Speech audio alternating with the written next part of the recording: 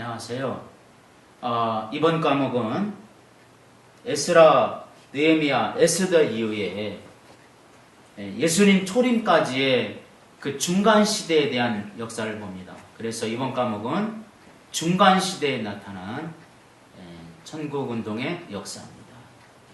하나님나라 운동은 창세 이후부터 주님이 오시는 그날, 지구가 끝나는 그날까지 계속되는 겁니다. 그러므로 세상에 어떠한 역사라는 시간이라는 것이 흘러가는 그 역사 속에는 반드시 하나님나라 운동의 역사, 구원 역사, 인류를 향한 하나님의 놀라운 축복의 역사는 계속해서 이어져 가는 겁니다. 세상이 아무리 험하고 힘들고 어렵고 아무리 타락하고 죄악이 많다 할지라도 하나님의 역사는 흘러가게 되는 것이고, 특별히 세상이 전쟁에 휩싸이고 세상이 아무리 혼돈하고 혼란스러워도 역시 하나님은 그 역사를 계속해서 이루어져 가시는 분이십니다. 그런 내용이 바로 우리는 중간시대다 이럽니다. 원래 신약의 마태복음과 구약의 마지막 최후의 선지자 말라기서죠. 근데 말라기와 마태복음, 우리는 성경책으로 한 장 차이지만 원래는 그것을 시간적으로 보면 약 400년의 기간이 있습니다. 그래서 구약의 말라기 선지자까지의 끝이라면 마태복음의 1장과의 이 사이, 이게 이제 우리는 굉장히 이 기독교 역사 속에서 사실 이게 중요한 시기입니다. 왜냐하면 이 시기에 예수님이 왔기 때문에 그랬고, 이 시기에 신약과 구약이 갈라지는 시대입니다.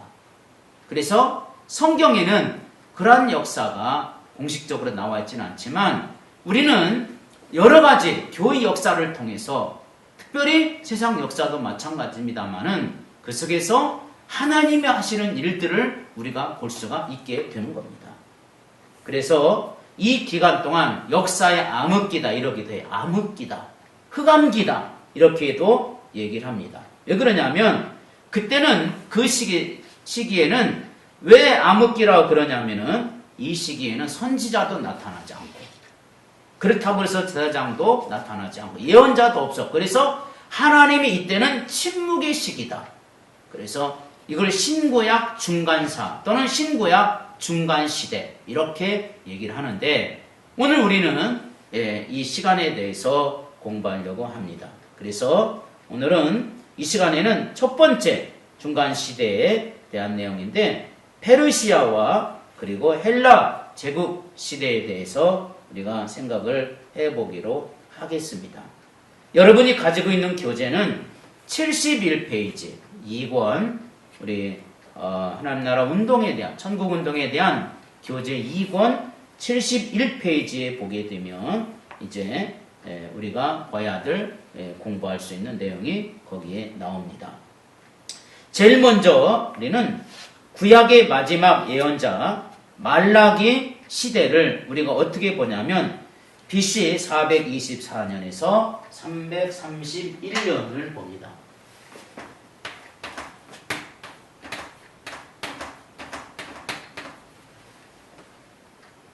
(424) 331년을 이때는 이제 말라기 선지자 시대라고 볼 수가 있죠. 그래서 이때부터 페르시아 총독, 그리고 그 페르시아가 메데 바사인데, 이 메데 바사가 유대 나라를 지배했는데, 이때 유대 나라를 유대 나라라고 말하지 않고 팔레스타인 지역이다 이렇게 얘기했어요. 그래서 이스라엘이라는 나라가 사실은 그 이름 자체가 사실은 거의 없어졌죠. 그래서 통틀어서 그쪽 이스라엘 나라 그 주변 나라들, 이 대제국 페르시아가 이 지역을 뭐라 그랬냐면 팔레스타인이다 이렇게 얘기했어요. 그래서 이 유대 나라는 이때 말라기 이후에 바로 메데 바사 시대에 팔레스타인 지구이다 이렇게 했어요. 팔레스타인 지구, 그리고 이스라엘 소관구 이런 말을 썼어요. 그러니까 이때는 사실 하나님의 인도하심과 역사하심이 다 어떤 면을 볼 때는 하나도 나타나지 않았지만은, 그래도 하나님은 이때 하나님의 나름대로 역사를 하시는 내용을 보죠. 그래서 팔레스타인은 다메섹 또는 사마리아에 수도를 둔 페르시아의 제5관구, 5관구 안에 그 소관과가 있었는데 이것이 바로 유대 지역이 바로 그런 지역이었어요. 그래서 팔레스타인이라는 말이 지금도 있는데 이때 나온 겁니다. 그 지역에 그래서 지금도 팔레스타인들이 유대 이스라엘 나라를 인정하지 않는 거예요. 왜냐하면 이때부터 이 메데 바사 시대 때부터 이건 팔레스타인 땅이다. 너희들이 와가지고 나라를 뺏었다 해가지고 지금도 팔레스타인 지구라고 그러지. 그래서 지금도 이 사람들이 싸우고 있는데 이런 역사적인 사실이 있었다는 겁니다. 그리고 이제 그 이후에 359년부터 이건 전부 주전입니다. BC 359년에서 323년까지 323년간 유대인들은 페르시아 대군주 치사에 비교적인 평화와 번영을 누립니다. 왜 그러냐면 성전을 건축하게 하고 성벽도 건축하게 하고 여기에는 에스더 같은 훌륭한 유대인들이 그 페르시아 마사 제국에 가가지고 명예도 얻고 권력도 얻은 사람들이 꽤 상당히 많이 있었습니다. 그래서 유대인들이 대체적으로 이때는 평화의 시기입니다.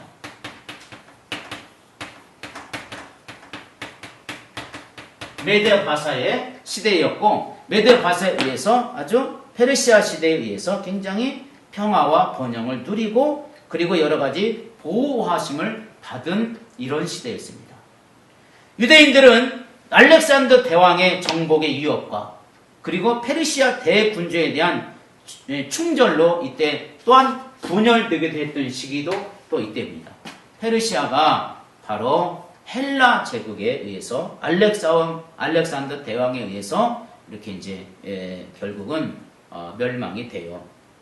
그래서 유대인들이 그때 알렉산더 대왕 편에 있는 사람도 있었고 페르시아 편에 있는 사람도 있었고 하면서 평화의 시대가 잠깐 있었지만 나중에는 다 분열이 되는 그 시대가 되었고 알렉산더는 이때 시리아라고도 하죠. 아람이라고 했던 바로 지금은 시리아지만 이때 지역을 점령을 하고 팔레스타인, 이게 유대인을 중심으로 하는 지역이죠. 팔레스타인과 그리고 두루와 가자. 이 두루와 가자는 지금도 이 가자 지역은 있는데 아주 무역 도시고요. 항구 도시입니다. 그리고 당시 굉장히 부자들이 많이 살던 지역이었습니다. 그래서 이제 주로 이제 그 정복자들이 이 땅을 제일 먼저 뺏어서 그들의 재산 약탈하고 이런 지역이 바로 두루였습니다. 이 두루가 BC 332년에 바로 이제 알렉산더 대제 헬라 제국을 건설했던 이 페르시아 제국이 이 헬라 제국에 의해서 멸망당하고 알렉산더 대제가 이때 이곳을 이제 차지하게 됩니다. 그래서 이때 알렉산더 수정에 들어가게 돼요. 이 유다 땅이, 이스라엘 땅이. 이때 유대인은 알렉산더 대왕에게 환대를 받는데 항복을 하죠. 그래서 페르시아를 좋아하던 사람들은 다 뿔뿔이 흩어졌지만 알렉산더 대왕을 좋아하던 헬라 제국을 받아들이는 사람들, 유대인들 가운데 있었어요. 그래서 그들에게 환대를 받았고 이걸 빌미로 해서 알렉산더는 팔레스타인을 거쳐서 그 밑에 애굽까지 정복하게 되는 계기가 바로 이 기간 안에 있었습니다. 유대인들에게는 잠시 동안의 평화도 있었고 그리고 이들에게는 알렉산더에 의해서 지배를 받게 되고 그리고 애굽이 점령당하는 이 시기입니다. 결국은 애굽이 점령을 당하면서 알렉산더 대제는 그때 당시에 가장 큰 나라였던 바로 애굽의 역사를 점령하게 되고 그 애굽 사람들을 포로로 잡게 됩니다. 그 뒤에 323년부터 277년까지 BC 이때 알렉산더의 시대가 되죠. 헬라 시대가 되죠. 그리고 이때 이제 언어가 그리스도 언어, 그리스 언어 또는 문화 이런 것들이 이제 전부 다 전해지고 그리고 그리스, 헬라가 가장 많이 역점을 두었던 학문이 하나가 있는 그게 바로 철학입니다. 그래서 이 그리스는 지금도 그렇지만은 철학의 나라예요. 언어가 헬라어죠. 문화가 또 세계적인 문화를 선포하게 되고 철학을 또 갖게 되고 그래서 이 그리스라고 하는 나라, 헬라 나라가 이렇게 이제 유포되고 이렇게 됩니다. 그러나 알렉산더는 얼마 가지 않아서 결국은 이제 죽게 됩니다. 그래서 이 알렉산더는 인도에 가서 정복 사업을 하다가 거기 가서 이제 말라리아에 걸려서 이제 와가지고 결국은 알렉산더가 죽어요. 알렉산더 그때 나이가 33살, 아주 젊은 나이였어요. 그래서 세계를 정복했지만 헬라 제국을 건설했지만은 결국은 그 권세를 오래 누리지 못하고 죽습니다. 그때 이제 생긴 왕조들이 있는데 알렉산더의 대제 그 부하들이 있어요. 그 부하들이 톨레미라고 하는 부하가 있었어요. 프톨레미우스라고 하는 이 톨레미라고 하는 부하가 있었는데 이 사람이 바로 유대 땅, 팔레스타인을 통치하는 사람이 돼요. 팔레스타인 지역을 이제 이 사람이 통치하는 이때가 323년에서 198년 됩니다. 이 톨레미 왕조라고 하는데 이 톨레미 왕조가 유대인들에게 아주 우호적이었습니다. 그리고 알렉산드리아 도처에 알렉산드리아는 애굽의 당시의 수도였죠. 지금도 알렉산드리아가 있는데 여기에다가 헬라의 수도로 만들 정도로 이 도시가 그렇게 아름다운 도시였다고 그래요. 여기다가 알렉산드리아 사람들에게 전부 다 여기다 거기다 안주시켰으며 또 결국에는 경제 문화의 수준을 한 단계 높이게 되는 그런 계기를 만든 사람. 그래서 팔레스타인에게는 톨레미 왕조에 대한 감사함이 그때 당시에는 많이 넘쳤겠죠. 그러나 톨레미도 시간이 되고 일찍 죽어요. 그의 아들 톨레미 2세가 나오는데 2세는 유대인들에게도 역시 우호적이었지만 이때 톨레미 2세가 구약의 헬라어 번역 그런 작업이 시작되었어요. 이걸 뭐라고 하냐면 70인역이다 이래요. 70인역이라고 하는 세프티아전스라고 그러는데 율법 하나님의 말씀 즉 히브리어로 된 성경을 헬라어로 바꿔라 이래가지고 헬라 문화를 전파하고 헬라 문화를 전해주는 일에 써먹는 도구가 당시의 성경이었어요. 그래서 히브리어로 된 성경책을 그때 완전하게 전부 다 이렇게 바꾸게 되는 그런 역할을 하게 된 것입니다. 그래서 그때 당시에 특별히 이 70인역은 많은 사람들에 의해서 이게 전해지게 됐는데 주전 333년에 알렉산더 대왕이 페르시아 제국을 물리쳐요. 거기서 승리를 거둠으로써 고대 근동 지역은 바로 헬라 세계로 히랍 세계로 헬라 세계로 바뀌게 되죠. 따라서 이후로는 헬라어가 고대 근동 특별히 유대인들이 사는 팔레스타인 지역에까지 세계 공용어가 됩니다. 유대인들 사이에서도 모국어인 히브리어를 점차 이제 왜 못 쓰게 하고 헬라어만 쓰게 하니까. 그래서 헬라어를 상용하게 되고 어릴 때부터 헬라어를 배우게 되는 거예요. 히브리어는 못 배우게 하는 거예요. 따라서 본래 히브리어로 된 구약 성경을 헬라어로 번역할 필요가 있었겠죠. 그래서 이 구약 성경의 헬라어 번역 작업은 주전 3세기 중엽에 당시 헬라 문명의 중심지에 하나였던 바로 알렉산드리아라고 하는 곳에서 히브리어 구약 율법책을 헬라어로 바꾸는 작업을 해요. 이걸 뭐라고 하냐면 70인역이다. 또는 세프티아전트라고 이렇게 말합니다. 그래서 이 400년 동안에 이 신앙의 암흑기에 이 헬라어로 된 구약 성경이 많은 사람들에게 읽혀지게 됩니다. 하나님의 역사라는 것은 정말 이 암흑기에도 말씀이 그렇게 발전해 나가는 모습을 우리에게 보여주는 아름다운 모습이라고 볼 수가 있고 이 기간 동안에 이 신앙의 암흑기 기간 동안에 구약의 헬라어 70인역이 성경이 번역이 되면서 이 일로 히브리어를 사용하는 민족에게만 국한되었던 구약의 진리가 그리스, 로마, 히랍 세계 전체에 다 전달되는 쾌거를 일으키게 되는 일들이 벌어졌는데 이 일을 누가 했냐면 바로 톨레미 왕조 시대 때 있었던 얘기다 하는 겁니다. 알렉산더가 일찍 죽는 바람에 하나님이 톨레미 왕조를 통해서 하나님의 백성들의 자존심과 정체성을 심어주는 하나님의 말씀을 바꾸게 하는 일들을 우리에게 알려주는 이런 모습을 보게 됩니다. 이런 70인역이 성경이 나올 때 이런 부분들이 어떻게 해서 이런 내용들이 써져 있느냐면 아리스테아스의 편지라는 게 있어요. 유경이 하나인데 아리스테아스의 편지.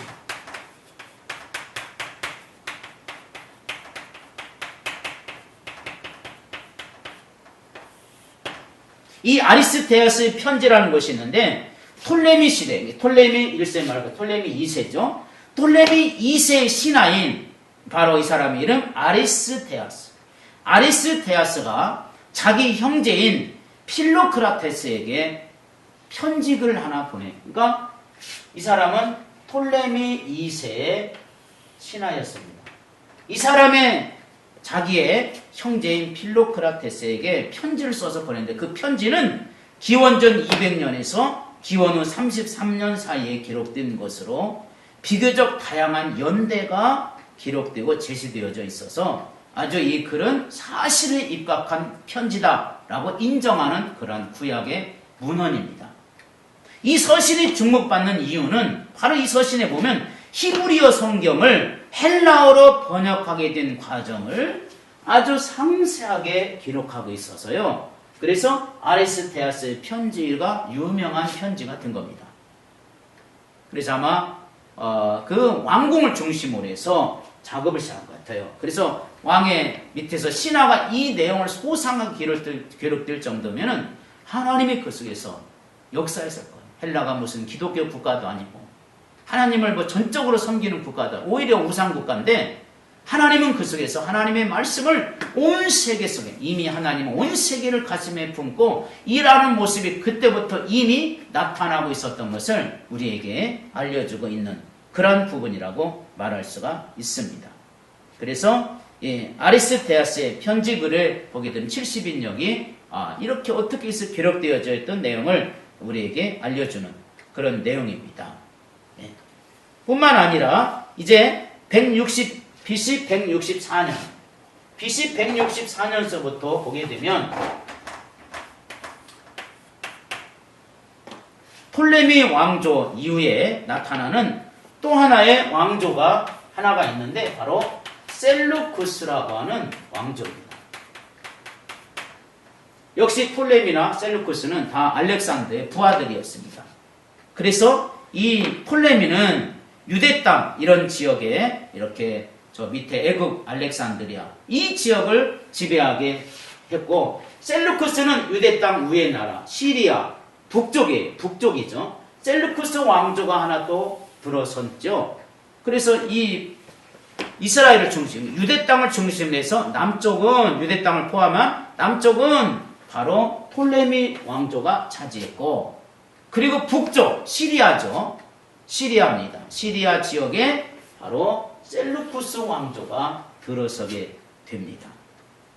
유대인들의 헬레니즘의 이런 문화가 아주 강조하게 되고 이때 셀루쿠스의 왕조의 그 후예 중에 안티오쿠스 3세가 있었는데 안티오쿠스 3세는 팔레스타인에서 애굽인을 막 추방시켜서 이를 셀루쿠스 제국에 병합시켰던 그런 내용이 있었던 사람이에요. 그래서 이 사람은 이 톨레미 왕조를 어떻게든지 무너뜨리려고 그랬고요. 같은 신하가 얻은 땅인데도 셀루쿠스가 들고 톨레미 왕조를 무너뜨리는 이런 일들이 벌어지게 되어서 결국은 셀루쿠스가 톨레미 왕조를 무너뜨리면서 그 땅을 이제 다 차지하게 돼요. 셀루쿠스 왕조가. 그래서 셀루쿠스 왕조 이후에 안티오쿠스 3세의 시대에 보면은 바로 이렇게 톨레미 왕조는 남쪽과 셀루쿠스 왕조는 북쪽에 있었지만 남북을 서로 완전히 통합을 시킨 왕이 있는데 셀루쿠스에서 그 후예인 바로 안티오쿠스 3세입니다.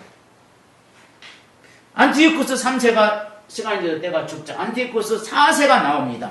이 안티오쿠스 4세가 나오는데 이 사람 우리는 구약의 적그리스도다 이렇게 우리가 다니엘서에서 공부할 때 나오는 인물이지만 이 사람이 바로 구약의 적그리스도라고 합니다. 이 사람의 본래 이름은 안티오쿠스 에피파네스라고 하는 사람입니다. 그래서 우리가 역사가들에 의하면 이 사람은 안티오쿠스 4세이다 이렇게 봐요. 이 사람은 바로 셀루쿠스 왕조에서 나온 왕입니다. 이 사람은 예루살렘의 성전을 약탈하고 번제단 위에 올림피아 제우스의 제물을 바치고 그렇게 되는, 그래서 완전히 성전을 유린을 하고 이런 역사가 일어나게 된 사람이 바로 이 안티오쿠스 4세입니다. 그래서 이 안티오쿠스 4세 때문에 하나의 반란 운동이 하나가 일어나게 되는데 주전 323년 중동 역사에 큰 획을 그은 해였죠. 왜냐하면 역사의 무대에서 혜성처럼 나타난 젊은 나이에 가장 넓은 영토를 차지한 바로 알렉산더였습니다. 이 알렉산더가 33살 나이로 요절하게 됩니다. 알렉산더는 인도에 들어가 힌두쿠시 산맥을 넘어서 박트리아와 소고디아나라고 하는 그 지역으로 진격하다가 스피파네스를 지도자로 삼고 그러다가 인도스강 하구까지 내려왔다고 해요. 그러니까 인도 북부를 거쳐서 남쪽에 인더스강까지 내려와서 그리고 동쪽과 서쪽 아프가니스탄 이런 지역들 다 하다가 페르시아만 깊숙한 지점까지 와가지고 거기서 결국에는 이 모기가 물리게 되죠. 그래서 모기에 의해서 이 사람은 죽게 됩니다. 그 정말 대단한 정복자인 이 사람이 모기 한 마리 못 이겼어요. 모기에게 물려가지고 말라리아 걸려서 죽은 사람이 알렉산더입니다. 이 알렉산더는요, 원래 자기가 왕될 사람이 아니었거든요. 그런데 조그마한 도시 국가에서 있었던 사람이지만 자기의 정통성을 갖기 위해서 세계 정복을 꿈꾼 사람이에요. 유럽은 물론이거니와 중동 지역도 물론 인도, 아시아까지 오려고 했던 사람. 아마 이 중국이나 한국까지도 올 수도 있었던 그런 정복력을 가지고 있던 사람이 인도에서 그냥 모기 한 마리 물려가지고 그때 모기에게 의해서 죽은 거예요. 수많은 사람을 죽였던 칼과 창과 수많은 활로 수많은 사람들을 죽였던 이 알렉산더가 모기 한 마리 때문에 그렇게 돼요. 그래서 죽자 이집트가 아까도 얘기했지만 톨레미 왕조, 그리고 소아시아 지역, 시리아 지역, 여기에는 바로 셀루쿠스 왕조가 이루어지게 됩니다. 그래서 주전 200년께 팔레스타인을 사이에 두고 있던 세력이 쟁탈전을 딱 벌이면서 바로 셀루쿠스 왕가가 바로 이 톨레미 왕조를 물리치게 됩니다. 이때부터 유대인들은 셀루쿠스 왕가의 통치하에 이제 자연히 들어가게 되겠죠? 그 셀루쿠스 왕가의 통치 정책은 정복지 내의 다양한 민족과 문화를 히람 문화로, 헬레니즘 문화로 통일시키는 히람 문명 통일화 정책을 쓴 사람이에요. 네. 그래서 특별히 안티오쿠스 4세는 이런 정책을 아주 강력하게 추진한 사람인데 팔레스타인에 살고 있는 모든 유대인들에게 이런 정책의 추진을 하게 되면서 종교적인 탄압의 형태로 나타나게 됩니다. 그래서 안티오쿠스 4세는 칙령을 내려가지고 유대인들이 행해온 할례를 금지시킵니다. 그리고 이를 어긴 어머니나 부모가 있으면요, 아기와 함께 처형을 시켜버려요. 완전히 종교 탄압. 그리고 안식일을 지키지 못하게 가로막습니다. 당시에 성경책이 있었는데 모세오경이 중심이었는데 이걸 소지하는 것조차도 금지시키게 됩니다. 발견된 성경책은 불에 태워 없애버리고, 이러한 일련의 조치들은 유대인들에게는 참으로 참기 힘든 어려운 것이었습니다. 특히 유대인들을 격부시킨 것이 하나가 있었는데 예루살렘 성전 안에 히랍의 최고의 신이라고 하는 제우스 신의 제단과 신상을 세우게 하고 제우스에게 제물을 바치도록 한 겁니다. 유대인들은 도저히 다른 건 몰라도 그런 문제만큼은 이들은 견딜 수가 없었던 겁니다. 하나님을 예배하는 예루살렘의 성전이 히랍의 신을 섬기는 우상숭배의 장소가 되어버리는 이런 일이 벌어지게 됐습니다. 그래서 이거를 이 안티오쿠스 4세를 바로 우리는 구약의 적그리스도다 이렇게 얘기하는 겁니다. 이런 상황에서 주전 167년이 됩니다. 유다 지역의 작은 마을 모디인이라고 하는 동네가 있었어요. 여기에 유대인 저항운동이 일어나기 시작합니다. 안티오쿠스 4세에서 대항을 하죠. 이들은 신앙의 순수성을 지키기 위해서 순교를 각오하고 투쟁에 나섭니다. 이런 저항운동은 유대인 하스몬 가문에 속한 마타디아라고 하는 사람이 있어요. 그에게는 5 아들이 있었습니다. 그 5 아들이 주동이 되어서 이들이 바로 이 거대한 권력과 힘 앞에서 저항운동을 내걸기 시작하자 많은 유대인들이 주변에 모여들기 시작합니다. 우리는 도저히 하나님을 모독하는 저 셀루쿠스 왕조를 우리는 보고 있을 수 없다. 그래서 주변에 모여들고 저항운동이 점차 확대되면서 이것이 혁명으로 확대됩니다. 이 혁명의 지도자는 마타디아의 5 아들 중에 유다라고 하는 사람이 있었는데 이 사람의 별명이 뭐냐면 마카비입니다. 마카비라는 말은 쇠망치라는 뜻입니다. 그래서 이 사람이 마카비 유다 마카비라고도 불렀던 사람인데 그가 주도하는 혁명은 바로 마카비 혁명이라고 하는 이런 사상으로 불려지게 됩니다. 마카비 혁명군은 안티오쿠스 4세의 군대에 비해서 수적으로 너무나 장비면에서도 열세를 면치 못했지만 그러나 이들은 현지적인 지형이 아주 익숙하죠. 그렇기 때문에 그 지형을 익숙하다는 강점을 살려가지고 기습 공격합니다. 그래가지고 적은 인원으로 그 안티오쿠스 4세 군인들을 갖다가 멸망을 시키는 일을 시작하게 되고 3년 동안이나 투쟁을 합니다.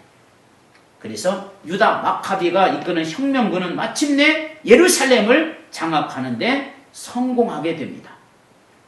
그래서 성전산 위에 세워진 아름다운 성전에 들어가서 헬라 군들이 세워놨던 제우스 신전을 다 불처질로 없애버립니다. 제단을 제거하고 정화하고 그리고 하나님의 성전을 새롭게 하는 역사가 일어납니다. 이런 날이 너무나 감격하고 너무나 감동을 해서 이런 것을 이스라엘 백성들의 영원한 절기로 지키게 되는데 그 절기가 구약시대의 원력으로 키슬렙이라고 하는 12월 25일이 키슬렙이에요. 우리는 성탄절로 지키게 되는데 유대인들은 이 날을 뭐라고 지키냐면 바로 이 날을 하누카라고 얘기하는데 성전을 봉헌했다 이런 뜻입니다. 그래서 이때 촛불을 켜들고 이렇게 하나님 앞에 경배하는 날인데 이런 일이 있어요. 이런 촛불의 유래가 있는데 유다 마카비가 혁명군을 이끌고 예루살렘 성전을 향해서 들어갔을 때 성전을 밝히는 등불의 기름이 하루치밖에 남지 않았다는 거예요. 성전에서 사용하는 성류를 만들려면 여러 날이 걸리는데 기름이 하루치밖에 없어서 너무 안타까웠어요. 그런데 놀랍게도 그 기름이 말이죠. 성류가 만들어질 8일 동안 분명히 하루치밖에 없었는데 그 하루치가 8일 동안이나 기적적으로 성전을 밝혔다는 그런 일이 있었다는 겁니다. 성전을 다시 되찾고 안티오쿠스 4세에 의해서 성전에 돼지피가 뿌려지고 우상이 섬겨졌던 모든 성전터를 다 없애면서 하나님 앞에 촛불을 켜고 영광을 돌렸던 그 역사. 이것이 바로 마카비 혁명입니다. 셀루쿠스 왕가가 예루살렘 성전에 관할 건 유대인들에게 이때 다 이양해주고 이로써 마카비 혁명은 일단 목적을 달성하게 되고 나중에 이 마카비 가문이 하스몬 가문인데 이제 유대는 하스몬 시대로 이제 들어가게 되는 겁니다. 다음 시간에는 하스몬 시대 때부터 공부하기로 하겠습니다. 감사합니다.